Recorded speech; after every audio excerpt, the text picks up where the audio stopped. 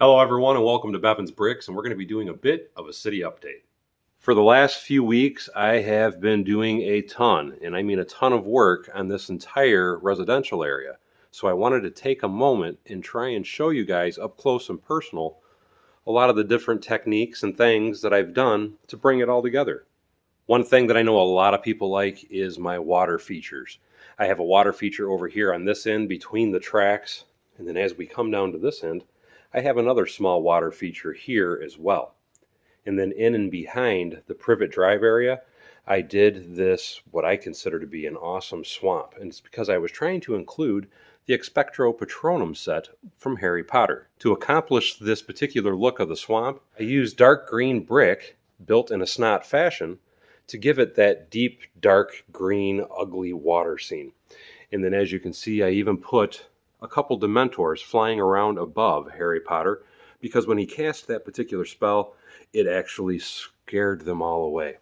And then I even have the deer, the stag, that appeared to help him in that scene. And the trees from that set are right there as well. It was quite hard adding all this detail to such a small space, but I wanted it to look busy and look like a complete forest, because when that actually took place, that was in a forest area. And I will be doing future videos on how I've done a lot of these different trees. Starting at this end of the table, I have the bridge that crosses the water, and just to show you that water does go all the way over and through to the dead end of the street, as I felt having a dead end would look a lot better. And then as the last house, I thought, you know what, it would probably look really cool if I took this house, because it is the largest house, and this is an official Lego set, by the way, but I put a circle drive in front of it and then added a garage because I just thought that would be a really unique touch. Every one of the houses on the other side of that street is a set. This particular house was not modified at all, and this is an old set from, I think it was 2015 or 2017, and it is set number 31012. This particular house was a modified version of 31069, and this house here is two of the 31038 house sets. All of these sets are 3-in-1 creator sets, and they are all retired. I built both of these houses during live streams if you would like to check that out. After a lot of feedback from you guys as well, I removed the center line in the residential area because everybody's right, it really did not look that well.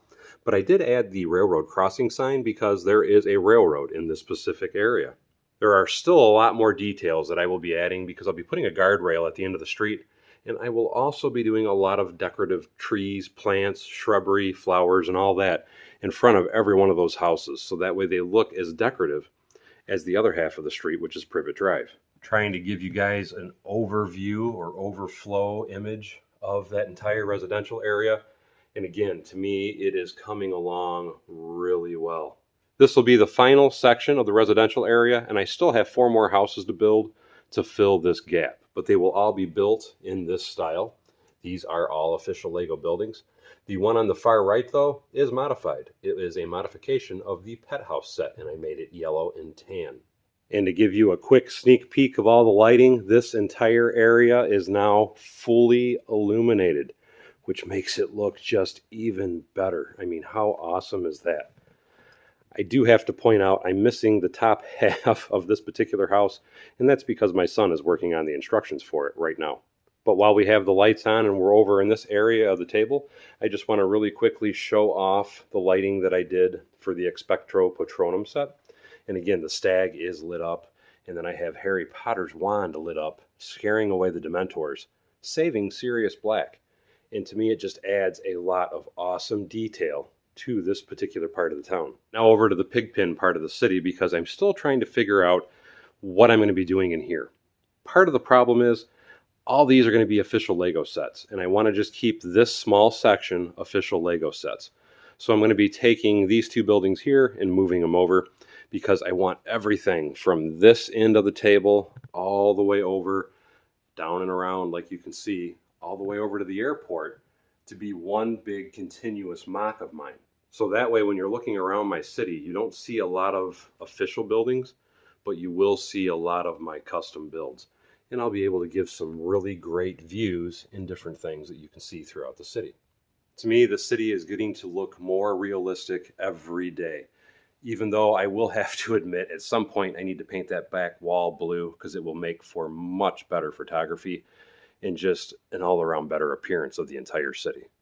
And if you like this video, click this playlist here to see more.